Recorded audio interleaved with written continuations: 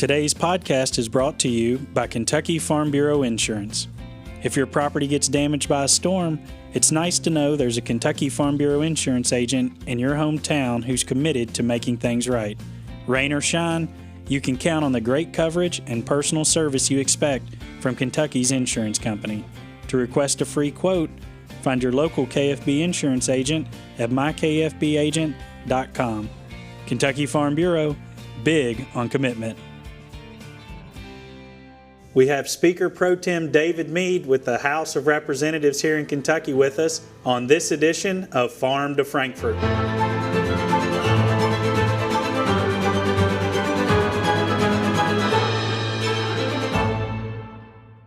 Representative Meade, it's great to have you. Always a friend of Farm Bureau. I know you're here in our office often. Commodity legislative update. I know you've been to speak to our Young Farmer Conferences. A great friend of Farm Bureau, great friend of rural Kentucky. So thanks for being with us. We'll just kick it off a little bit. Tell us a little bit about your background, where you're from, what district you represent, things like that. Well, thanks for having me, Kyle. I am originally from Lincoln County. Lived my whole life in Lincoln County. Grew up there, and after graduating high school, went off to college and graduated from University of Kentucky with an electrical engineering technology degree. So I spent most of my adult career early on in factories and in industrial sites across the country, installing conveyor system engineering, those type things, industrial machinery. And later on moved into real estate, went into auctioneering and real estate brokerage, and now I guess I'm more of an entrepreneur and doing legislative work. So I grew up on farms back home. We had a cow-calf operation in one part of the county and then a feeder cattle operation in another. And after I got out of college and got out on my own, I started a small farm and did some feeder calf. I worked there, but then switched over to cow-calf, and that's what I still do today. Yeah, well, hey, luckily the cow-calf hopefully is the one kind of bright spot. That's the beautiful spot right now in agriculture. Cattle prices are finally gotten to where the farmers can make a little profit with the cattle industry. Yeah, so that's right. Picked a good time to be in it. That's right. Hopefully that stays There's strong. been some hard times, that's for sure. Building up until the last year or so, it has been pretty tough. Yeah. And when other things have been really good, the cattle industry was kind of down. So hopefully this can stay for a while here. But we appreciate you and what you do and understanding agriculture. You know, someone that's been there and done that. And we just appreciate your leadership and what you do for our organization and agriculture all across the state. Well, thank you, Eddie. Appreciate you saying that. And we are fortunate in Kentucky to have strong leadership. You're obviously a member of leadership, being the Speaker Pro Tem in the House. And we have 138 legislators, and we still do have those rural roots. People have ties, whether it was them or their parents or grandparents, to agriculture. We are very fortunate in Kentucky. And we are talking here just a few days after we wrapped up the 2025 session. It was a short session, but there was no short amount of bills. I think there's probably close to a record numbers of bills filed. Tell us a little bit about what went on this session, some of the priorities for you, for this leadership team and for this General Assembly. Well, it was a short session, but I think that sometimes these shorter sessions are a little more stressful than the budget sessions are, because there's so many bills coming at you. You've got half the time to look through those and pass bills. So it gets, like I said, pretty stressful, especially towards the end of session. But I think we did some good things this session coming out. The first thing we did right off the bat was lowered the personal income tax here in the state. We've been doing that since 2018. We were at 6% starting off in 18. We lowered it to 5% that year, and then came in 2021 and put in triggers that would allow us to start moving that income tax down. Those triggers are based on economic factors, how much money we have in budget reserve trust fund and how much revenue is coming into the state. And if we hit those triggers, we're allowed to move that down 0.5% each year. So we've been moving that down some. This year we were able to do it again, moved it down to 3.5%. So I think that was the biggest thing that we did. Another thing that I think was very important for us was House Bill 6. That's the REINS Act. What that does is says that when the executive branch passes regulations down to us as constituents in the state, if it costs more than $500,000, they can't do that without General Assembly approval. And of course, regulatory power was given to the governor back when the General Assembly was only coming in every other year. to allow him to continue operating government. And now that we're in every year, it's not as necessary as it used to be. And since a lot of regulatory authority is given through statute, we decided that we were going to make sure that we were being good stewards of the taxpayers' money. And it doesn't matter what governor's in office. It seems like sometimes regulations can get out of hand. And so I think the more input you have on that, the better off you are.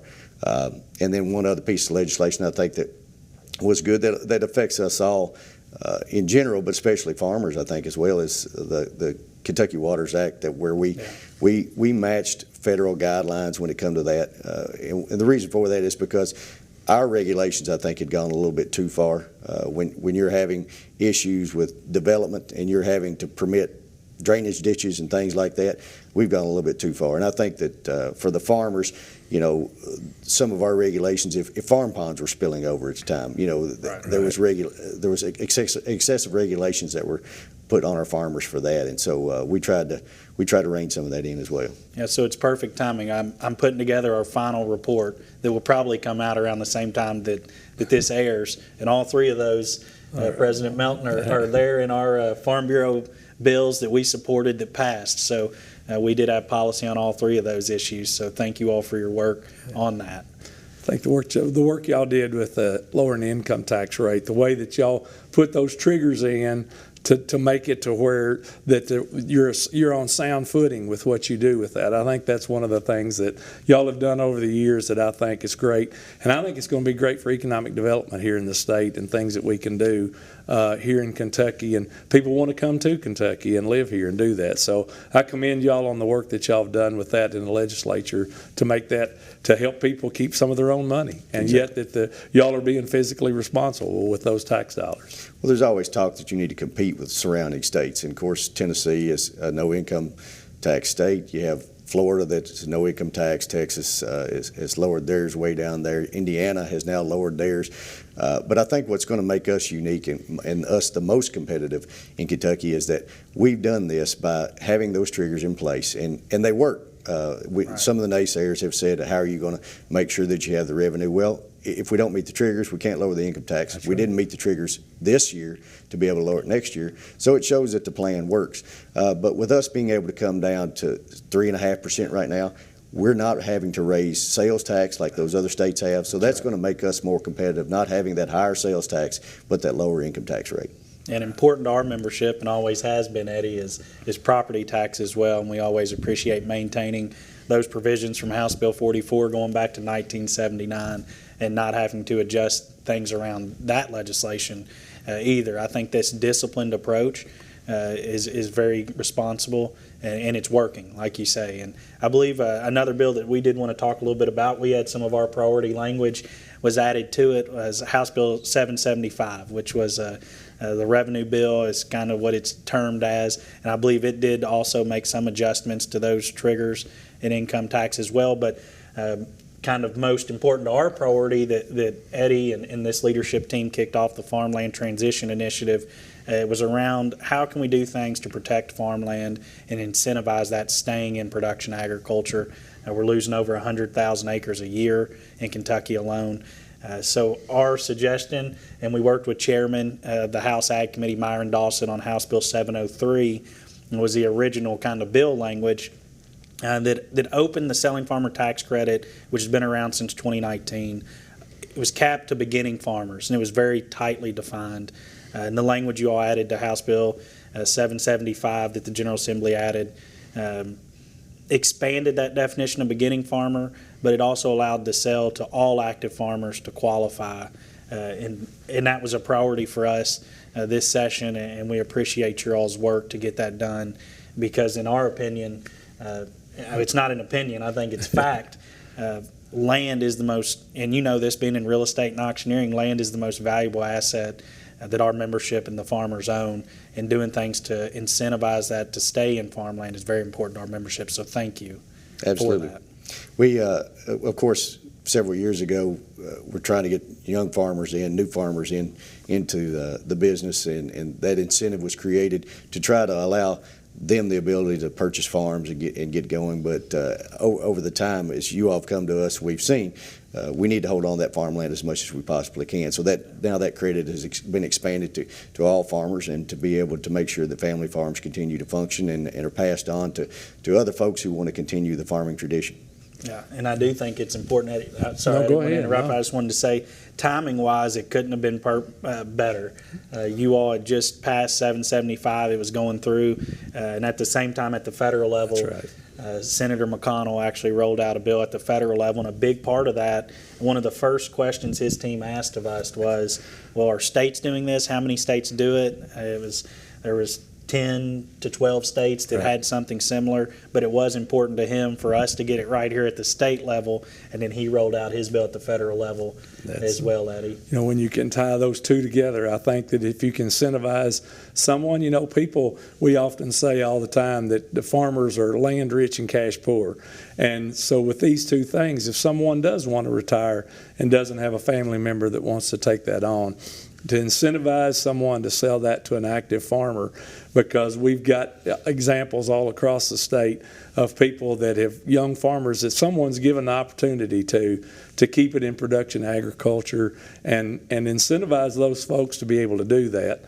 And I hear all the time, and I'm sure you do too, well, I would sell my farm, but I don't want to pay those capital gains taxes on the federal level. So hopefully if we can get something done in Washington, we can couple these two things together and incentivize people to keep it in production agriculture, because I do think in the future that, and we're all about private property rights. If someone has that farm, we want them to be able to do what they want to with it, but help them want to keep it in production agriculture is important to us as an organization. And bringing these young people in, if they own that land, they're more profitable than they do if they have to rent it or whatever. Absolutely. So another major issue we hear a lot about, I know you do too from your constituents, is around rural infrastructure, whether it be rural water systems, rural roads and bridges. I know you all been working on those issues as well the past couple sessions, but there was some things done this session as well. Do you care to talk a little bit about those? Last session, of course, during the budget sessions, when we placed the money in the budget for the water infrastructure projects and also for rural road projects, the money that we have allocated for this year, that we allocated, but now we budget for it, or we placed the projects in the budget this year. The water projects across the state, we did those by priority, by the need of those and the repair for those. Is how we chose which projects we were going to use. Also with roads, about the same way. All those roads are scored. They're scored typically 1 through 10, 10 being the worst of the roads. And so we went in and tried to take as many of those 10s out of the equation as possible. Now, what we're talking about, though, on the road fund is more of the discretionary money that the governor used to get. That's what we called it, was discretionary money. That is now, he's now given a certain amount, but now the General Assembly controls the rest of the amount, and we choose those projects. And the reason for that is because, as you all probably saw in the past, it didn't matter who the governor was at the time. Politics got to play a little bit into that on what roads were chosen. So we tried to take the politics out of it and just go by the statistics of what roads really need to be done, and that's how we chose those projects as well this year. Yeah, we appreciate your investment in rural Kentucky. I know a lot of our members reach out to us on those issues, and we appreciate you all addressing those. I want to turn a little bit to another issue we're working a whole lot on at the federal level. It's a priority issue for our national affairs, is around, I'm trying to think of the new phrase. We've always called it sustainable aviation fuel. Right. I think now it's alternative jet fuel. Alternative jet fuel, So that's right. it's kind of being rebranded a little bit, but the facts are the same, and that's that we have a lot of corn, soybeans, canola, commodities that can be used as fuels, ethanol, biodiesel, and we need to use more of that here domestically.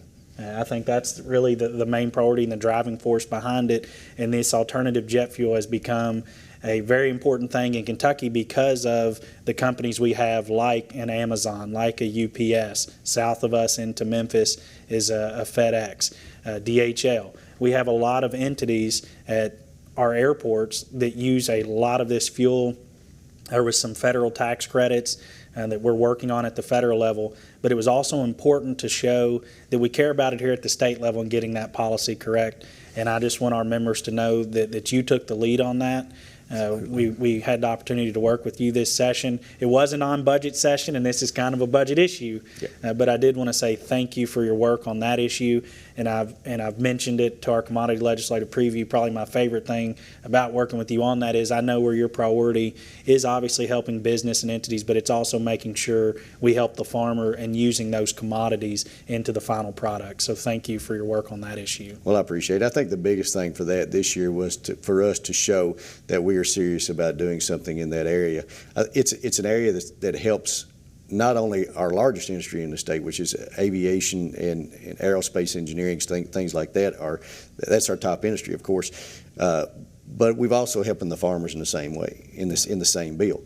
And so by giving them that ability to do that, I think the tax credit, the way we originally had written it, was that it was going to be a 10-year credit. For the first 5 years, they were able to get their product any place in the United States that they thought it was necessary. But after that 5th year, they had to start getting it only in Kentucky. And the reason for that is because we felt in 5 years we would have our program up and running here in the state. Gives us plenty of time, and then after that, only our Kentucky farmers will be benefiting from that. So we're going to continue to work on that, and as you said, it is a budget issue. Yeah. So we got a long way down the road this year with that. We had some language there at the end that we put in place to show that we're serious about it, but we're going to keep working on that and try to get that full credit in there next year. Yeah, and I thought unique to Kentucky compared to some of the other states that have done things, they are allowing products to be imported in, used cooking oil, sugar cane ethanol, and the fact that even from day one, it had to be products that was grown and produced, made in the United States. Right off the bat showed that, we're going to be using things we grow domestically and then shifting that specific to Kentucky, so important. And we're going to keep working on it too. We'll be there to partner with you on that as we move forward, because it is important. And anytime we can bring an end user into Kentucky for any of our products, we know that it helps us. It helps the basis on those grains. So we appreciate your work on that. I appreciate that, absolutely. And we have a few refineries here in the state, and it was going to benefit them as well. They were going to be making the product, the jet fuel for our companies, and so we have them on board as well. And it's going to benefit our state in a lot of different ways. Yeah, well, we're there to keep working with you on it and working with the other stakeholders. I appreciate all the stakeholders too. They certainly realize the value that Kentucky agriculture brought to the table as well. So appreciate them, which transitions us to kind of the next question. Around next month or June, I guess, so 2 months, we'll start the interim session. So part-time legislator, but being in leadership, it's full-time, I know that. But we'll get kicked off in the interim. Are there any big issues around agriculture or rural Kentucky that you expect to see this interim? I know it's kind of fluid, but anything big that you see? Most of the things that we will discuss will be further on into the interim. September, October, that's when the priorities will start fleshing themselves out as we get into discussions through the committees. But this is going to be a budget year coming up. Budget discussions have already started and will continue throughout the year, but starting in about June or July, they'll really ramp up, and that's when the entire budget teams will be working, moving up towards January. So it's going to be an ongoing thing, and the budget takes up most of our time when it comes to that. Of course, again, in that budget, we'll be going back through the road programs and all of our tax incentives. Everything that we're doing in the state comes through that budget, and we're going to be back doing that again as well. Of course, as we just talked about, the alternative jet fuels, that's a budget issue that we'll be discussing as we go along. But as for what our priorities are going to be right now, it's going to take a while for us to get all that fleshed out. Yeah. Let the fun stuff begin. That's right. Budgets always make it interesting to get what needs to be in there. So. Yeah, so the kind of last question I have, Eddie, is a big one now. So you're an auctioneer. You're a member of KAA, the Auctioneer Association. Every August we auction off a country ham, and you're there every single year. We appreciate your support of that event and being there. Do you ever find yourself sitting in the audience, kind of auctioneering alongside the grand champion auctioneer? Or? Yeah, I might move my mouth a little bit or something at times, but I feel like I got that one. I kind of got messed over on, because whenever I was the auctioneering champion in 2008, and up until that time, the president of the association sold the ham. And so Okay. when I was champion, the president was selling the ham, and then I became president in 2011, and we switched it from the president to the champion selling it. So I didn't get to sell it either time. There you go. Well, maybe someday there'll be an opportunity. The guy that wins it may have something come up and can't be there, and maybe we can get you to fill in for us. I think I'm okay at this point, though. Yeah, it is an exciting Good to have day a for backup us. anyway. That's right. Yeah, we'll pencil you in as the backup, so you're on deck. But it is an exciting time, and I do think we really enjoy that relationship we have with KAA and their members, and it does bring a lot of excitement. In the last couple of years, we've had several years, we've had younger auctioneers that have won, and That's I think right. they've told me that it's been a great opportunity for them, which they don't keep the money. Obviously, that all goes to charity. We don't keep it. They don't get a cut of it, but they did.